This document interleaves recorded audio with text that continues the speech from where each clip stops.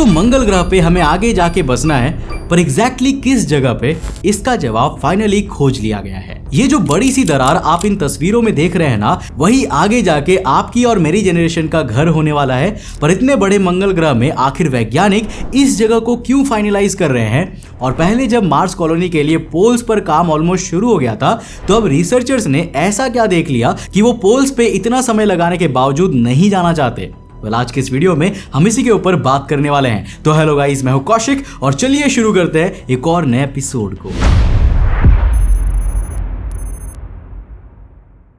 तो देखो, इस बात पे कोई भी दो राय नहीं है कि हमारी पृथ्वी ज्यादा सालों तक नहीं चल पाएगी और हमें दूसरे ग्रह पर जाना ही पड़ेगा। और सब जानते हैं कि एक इंटरप्लैनेटरी हैबिटेट के रूप में सैटर्न का मून टाइटन एक फार बेटर ऑप्शन है, जिसके बारे में हमने आपको इस वाले वीडियो में बताया था। मगर फिर भी कोई उस जगह को पहले टेराफॉर्म नहीं करेगा, क्योंकि उतनी तेजी से और उतने दूरी में इंटरप्लैनेटरी ट्रैवल कर पाना अभी हमारे लिए पॉसिबल नहीं है, जिस वजह से हमारा सेकंड एंड ओनली ऑप्शन बचता है मंगल ग्रह, जिसमें ढेर सारी कमियां हैं। और उन्हीं कमियों के बीच जब बात आ रही थी एक ऐसी जगह की जो इस लाल ग्रह पर कॉलोनीज बसाने के लिए एक आइडियल लोकेशन बने, तो सालों के डेटा के बाद वैज्ञानिकों और प्राइवेट कंपनीज ने चुना मार्शियन पोल्स को, जिसके दो बड़े रीजंस हैं। देखो, किसी भी जगह को कॉलोनाइज करने का सबसे बड़ा चैलेंज होता है वहां पे रिसोर्सेज की कमी। मार्शियन पोल्स पूरे प्लैनेट पर इकलौती ऐसी जगह मानी जाती है जहां पे हजारों सालों के कलेक्शन के बाद काफी बड़े आइस डिपॉजिट्स मौजूद है। आइस डिपॉजिट्स का मतलब था आइस वाटर का होना, जिसको लिक्विड वाटर में कन्वर्ट करके इंसानों द्वारा इस्तेमाल किया जा सकता था और आगे की सस्टेनेबिलिटी कंटिन्यू करी जा सकती थी। सिर्फ पानी ही नहीं, मंगल ग्रह के पोल्स और भी कई रिसोर्सेज के मामले में काफी रिच पाए गए थे, जैसे कि carbon dioxide, iron, aluminium, silicon और सल्फर, जिसे सही टेक्नोलॉजी की मदद से ग्लास ब्रिक्स और प्लास्टिक जैसे बाय प्रोडक्ट्स में भी कन्वर्ट किया जा सकता था। अब इन सब कामों में एआई टेक्नोलॉजी हमारे काफी काम आएगी, जो पृथ्वी के साथ साथ मार्स पर भी ह्यूमंस की लाइफ को और भी आसान और बेहतर बनाएगी। पर ये तो चलो फ्यूचर की बात है, अभी तो हम एआई रेवोल्यूशन के बीच मौजूद है, जहां एआई की कैपेबिलिटी कई इंसानों को अब डराने लगी है। उन्हें अपनी जॉब पर एआई से रिप्लेस होने का डर सताने लगा है। लेकिन दोस्त, इससे भी इनकार नहीं किया जा सकता है कि एआई अब न्यू जॉब अपॉर्चुनिटी भी दे रहा है। बिजनेस स्टैंडर्ड के रीसेंट रिपोर्ट के हिसाब से एआई और ऑटोमेशन से रिलेटेड इंडिया में 4.7 मिलियन नए जॉब्स इंट्रोड्यूस हो रहे हैं, व्हिच प्रूव्स कि इस सब्जेक्ट में बीटेक करना इज द स्मार्टेस्ट ओपिनियन। पर किसी भी रैंडम कॉलेज से बीटेक लेकर एआई की मास्टरी एक्सपेक्ट करने का logic is the same as एक एनालॉग वॉच से अपने डेली फुट स्टेप को ट्रैक करने की एक्सपेक्टेशन रखना। अब इस डिमांड को फुलफिल करना है तो इसके अकॉर्डिंग न्यू स्किल्स भी तो सीखना पड़ेगा। इसलिए मैं आपके लिए लाया हूं एक ऐसा कॉलेज जो आपको ऐसी एक एडवांस करिकुलम देता है which focuses on AI with practical and hands-on learning, जैसे कि न्यूटन स्कूल ऑफ टेक्नोलॉजी, जिसकी 4 year global BTech degree in CS and AI, जिसमें आपको दूसरे कॉलेजेस की तरह थियरी सब्जेक्ट जैसे कि फिजिक्स और केमिस्ट्री के बजाय फर्स्ट ईयर से ही कोडिंग पर फोकस कराया जाएगा। और साथ ही साथ रोबोटिक्स और AI की वर्कशॉप्स भी मिलेंगी। And the best part is कि इनके यही students already AI power drone और जेस्चर कंट्रोल व्हील चेयर्स जैसे एडवांस प्रोजेक्ट्स बना रहे हैं। गूगल और Amazon जैसे फॉर्च्यून 500 कंपनीज के टेक लीडर्स यहाँ के स्टूडेंट्स को पर्सनल मेंटोरशिप प्रोवाइड करते हैं। ग्लोबल एक्सपोजर के लिए यहाँ के मेरिटोरियस स्टूडेंट्स को इंटरनेशनल टेक कॉन्फ्रेंस के लिए सिंगापुर और सिलिकॉन वैली जैसे देशों में जाने का मौका मिलता है। एंड मुझे ये जान के बहुत ही प्राउड फील होता है कि इनकी कॉलेज की एक स्टूडेंट उदिता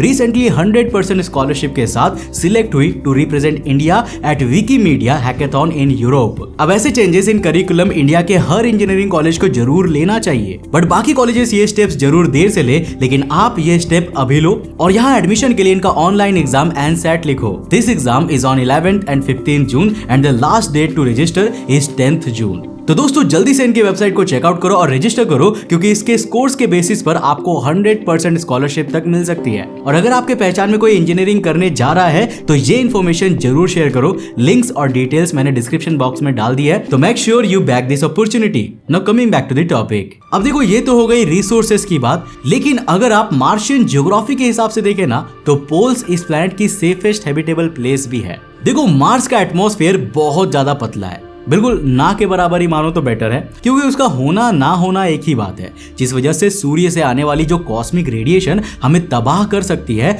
उससे प्रोटेक्ट करने के लिए इस ग्रह पे धरती की तरह कोई भी लेयर नहीं है और इस ग्रह पर हम कॉस्मिक रेडिएशन के डायरेक्ट कांटेक्ट में आएंगे। लेकिन अगर आप किसी प्लैनेट पर पड़ने वाली सोलर रेडिएशन को थोड़ा स्टडी करेंगे तो ये पता चलेगा कि किसी भी ग्रह पर सबसे कम रेडिएशन उसके पोल्स द्वारा ही रिसीव करी जाती है। मार्शियन पोल्स के मामले में ये फिगर सरफेस के कंपैरेटिवली 30% कम नोटिस किया गया है, जिस वजह से मार्स के पोल्स पे रहना सोलर रेडिएशन से भी टैकल करने का एक अच्छा तरीका है। हालांकि रिसोर्सेस और रेडिएशंस इन दोनों मुश्किलों से बाहर निकलना ये होपफुल तो है, but at the same time ये मार्शियन सोसाइटी के लिए इकलौती समस्या नहीं है।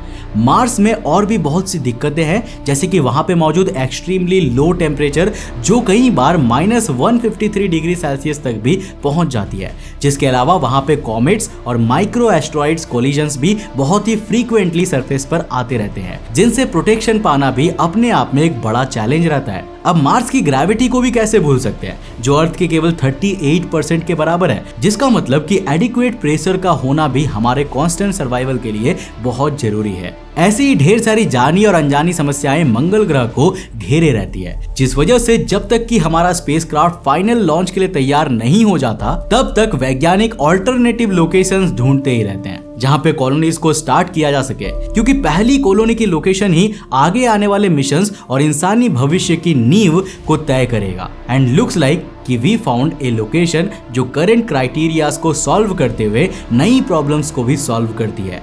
और ताज्जुब की बात यह है कि हम उस जगह के बारे में दशकों से जानते हुए भी अनजान थे।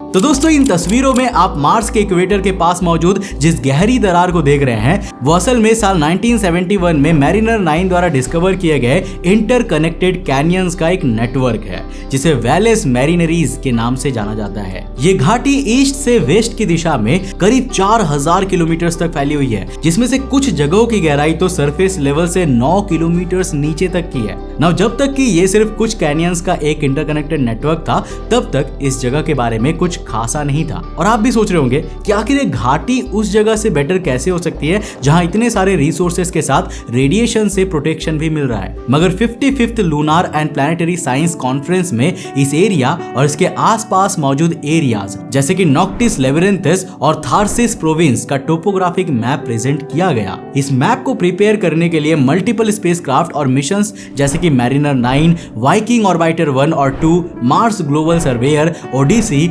रिकॉग्निसेंस और एसा के मार्स एक्सप्रेस मिशन के डेटा को लिया गया और तब यह पाया गया कि वैलेस मेरिन्स और थार्सिस रीजन के बीच यहाँ पर करीब 29,600 फीट ऊंचा एक ज्वालामुखी मौजूद है, जिसकी चौड़ाई करीब 450 किलोमीटर एस्टिमेट करी गई है और इसे नाम दिया गया नॉक्टिस वोल्केनो। हालांकि ये बीते 50 सालों से इसीलिए नहीं डिटेक्ट किया गया क्योंकि ये काफी ज्यादा इरोड हो चुका है और उस ज्वालामुखी के जमीन के काफी हिस्से जमीन की तरफ धंस चुके हैं। इसी लैंड इरोजन की वजह से ना इनिशियली ये सोचा गया था कि ये जो जमीन नीचे की तरफ दबी हुई है वो घाटी का हिस्सा है, मगर जब टोपोग्राफिक एलिवेशन की रिपोर्ट सामने आई तो ये पता चला कि ये हिस्सा जमीन का पार्ट नहीं था, बल्कि सर्कल के अंदर मौजूद ये पार्ट आसपास की जमीन से करीब 3 से 4 किलोमीटर ऊपर मौजूद था। एंड सिंस ये स्ट्रक्चर और यहाँ के आसपास की जियोलॉजी किसी वॉल्केनो को इंडिकेट कर रही थी, वैज्ञानिकों ने कंफर्म किया कि ये ना सिर्फ एक ज्वालामुखी है, बल्कि उन्होंने इस बात का भी खुलासा किया कि ये वॉल्केनो अभी रिसेंट टाइम्स तक एक्टिव भी रहा था, जिसका मतलब हो सकता है कि इसमें आज भी जियोथर्मल साइंस और एक्टिविटी होने की पॉसिबिलिटी हो। अब ये ज्वालामुखी मिलना बहुत बड़ी बात है, क्योंकि यहाँ होने वाला इरोजन ना सिर्फ इस बात को इम्प्लाई करता है कि इससे काफी ज्यादा लावा और पायरोक्लास्टिक या गर्म एलिमेंट्स निकले होंगे जिन्होंने यहाँ के आसपास की जमीनी हिस्से और ग्लेशियर्स को पिघला दिया होगा, बल्कि अगर हम इस तस्वीर के ऊपर देखें तो यहाँ हमें वॉल्केनिक लावा फ्लो के साइंस भी दिखते हैं। Now that's not it. साल 2023 में यहाँ पे सल्फेट सॉल्ट्स और ग्लेशियर डिपॉजिट्स भी पाए गए थे और अगर हम उन रेलिकेट्स को हटा भी दे तो भी इस वॉल्केनिक लैंड के नीचे बड़ी मात्रा में बरीड ग्लेशियर आइस होने की आशंका जताई जाती है, जो किसी कॉलोनीज के तौर पे हमारे वाटर डिमांड्स को उतना ही फुलफिल कर सकती है जितना कि मार्शियन पोल्स करने वाले थे। और ये इकलौता ऐसा रीजन नहीं है जिसकी वजह से नॉक्टिस के पास वैलेस मैरिनस की निचली जमीन हमारे लिए कॉलोनी के लिए परफेक्ट प्लेस है। बल्कि अब हम आपको प्रॉब्लम्स और ये जगह कैसे उसे सॉल्व करती है उसका एक एक करके डेटा प्रेजेंट करने वाले हैं। तो देखो, मार्स का ठंडा टेम्परेचर हमारे लिए एक बहुत बड़ी प्रॉब्लम है। टेक्निकली ये टेम्परेचर इतना कोल्ड है कि यहाँ सरवाइव करना बिना इक्विपमेंट्स के इम्पॉसिबल है।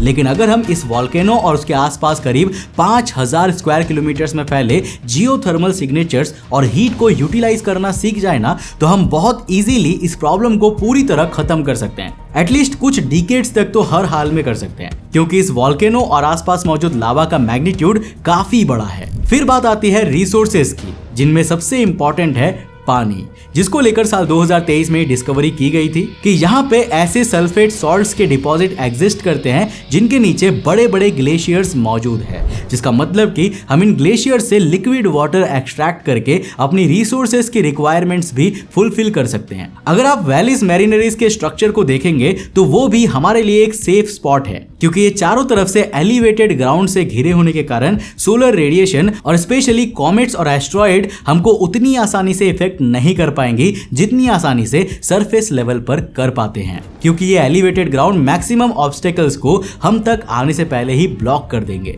और सोलर रेडिएशन भी वैली के नीचे उतनी ज्यादा मात्रा में नहीं पहुंचती। रही बात यहाँ के मिनरल कॉम्पोजिशन की, तो उसका डेटा अभी क्लियर नहीं है, क्योंकि ये एरिया इतने नीचे मौजूद है कि यहाँ पर फिजिकली कोई स्पेसक्राफ्ट भेजे बिना और उसके सैंपल्स को कलेक्ट किए बिना इसके बारे में कुछ भी बताया नहीं जा सकता, जिस वजह से वैज्ञानिक एम कर रहे हैं कि वो अपना जो भी नेक्स्ट रोवर या फिर मिशन मार्स की ओर प्लान करेंगे ना, वो इसी सेक्टर और इसी रीजन में अपना काम कंटिन्यू करेगा, ताकि दोनों लोकेशंस के प्रोज और कॉन्स को कंपेयर करके हम एक फाइनल डेस्टिनेशन सिलेक्ट कर सके और दशकों से हटके मार्स कॉलोनाइजेशन को प्रोसीड कर सके। वैसे दोस्तों, आपके हिसाब से पोल्स और इस जगह में से रहने के लिए बेटर ऑप्शन कौन सा है, हमें नीचे कमेंट करके जरूर बताना। साथ ही साथ आज का सवाल यह है कि आखिर मार्स में कौन सी गैस सबसे ज्यादा मात्रा में पाई जाती है, वो भी किस रेशियो में, नीचे कमेंट सेक्शन में लिखकर बताओ। देखते हैं कि कौन कौन वाकई में एस्ट्रोनॉमी में रुचि रखता है। बाकी दोस्तों, अगर आपको इस वीडियो से कुछ नया सीखने को मिला तो इस वीडियो को लाइक करने के साथ साथ अपने दोस्तों के साथ जरूर शेयर करना। अगर आप नए उस चैनल पे तो चैनल को सब्सक्राइब करने के साथ साथ नोटिफिकेशन बेल ऑन कर देना।